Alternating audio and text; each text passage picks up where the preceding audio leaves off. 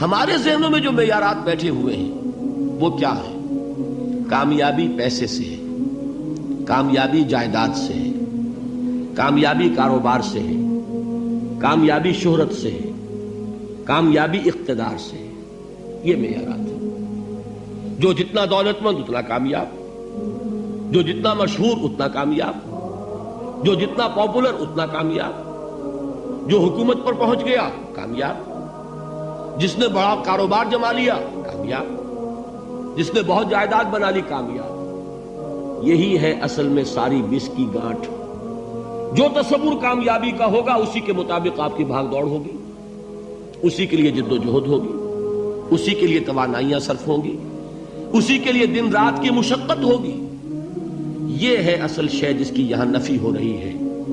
کامیابی دولت سے نہیں، کامیابی شہرت سے نہیں، کامیابی اقتدار اور طاقت اور حکومت سے نہیں، بلکہ کامیابی ہے ایمان سے، عمل صالح سے، تواصی بالحق سے، تواصی بالصبر سے۔ آپ غور کیجئے اس نقطہ نظر کا، اس ایٹیچیوڈ کا، یہ جو مینٹل ایٹیچیوڈ ہے، اس کا بدل جانا ہی انسانی شخصیت کے اندر انقلاب برپا کرے گا۔ اب آپ کا نتیجہ کیا نکلا؟ اگر تو دولت سے کامیابی ہوتی تو قارون بہت کامیاب تھا، اگر حکومت سے کامیابی ہوتی تو فرعون اور نمرود بہت کامیاب تھے۔ کامیابی ان سے نہیں ہے۔ کامیابی انسان دولت میں قارون کی دولت تک پہنچ جائے اور دنیا میں دبدبہ اور اقتدار اور سلطنت اور حکومت کے اعتبار سے وہ نمرود اور فرعون کا مقام حاصل کر لے، وہ ناکام ہے، خائب ہے، خاسر ہے، برباد ہے۔ اور ابو ذر غفاری کامیاب ہے، چاہے ان کے پاس کچھ نہیں تھا، جھونپڑی تک نہیں تھی، کوئی گھر نہیں تھا۔ حضور نے فرمایا ہے اللہ کے کچھ بندے ایسے ہوتے ہیں جو کسی محفل میں جانا چاہیں تو انہیں اجازت نہ ملے، جو کہیں اگر رشتہ کرنا چاہیں کوئی ان سے رشتہ کرنے کو تیار نہ، کہیں کوئی سفارش کرنا چاہے تو ان کی کوئی بات ہی نہ سنے۔ لیکن اللہ کے ہاں ان کا وہ مقام ہے کہ اگر بھولے سے بھی کسی بات پر قسم کھا بیٹھتے ہیں تو اللہ ان کے قسم کی لاج رکھتا ہے۔ یہ ہے فرق، یہ جان لیجیے اچھی طرح۔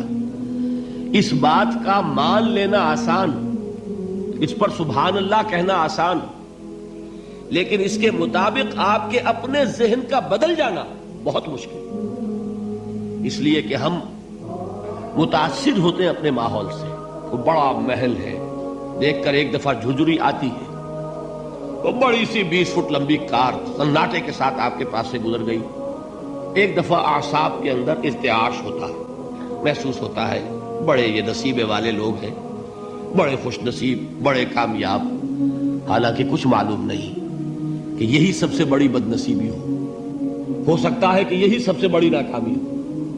اگر ذہنوں میں یہ بات بیٹھ جائے کامیابی کس شے سے، یہی وجہ دیکھیے قرآن مجید میں بارہا آپ دیکھیں اولئک ھم المفلحون، یہ ہے لوگ کامیاب ہونے والے۔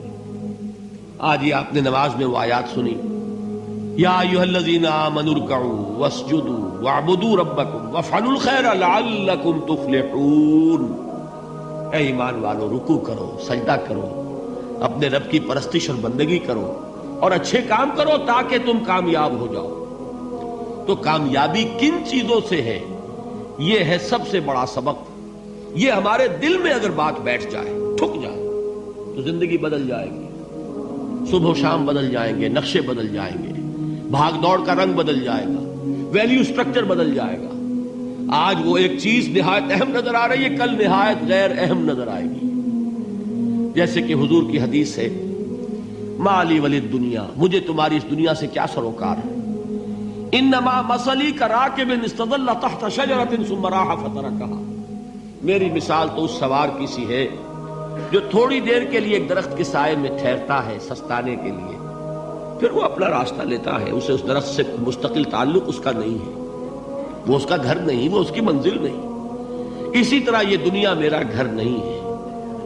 اب دیکھیے ہم کہتے ہیں انا للہ و انا الیہ راجعون، ہم تو مسافر ہیں، ہم اللہ کے پاس سے آئے، اللہ کی طرف ہمیں لوٹ جانا ہے۔ کن فی الدنیا کانک غریب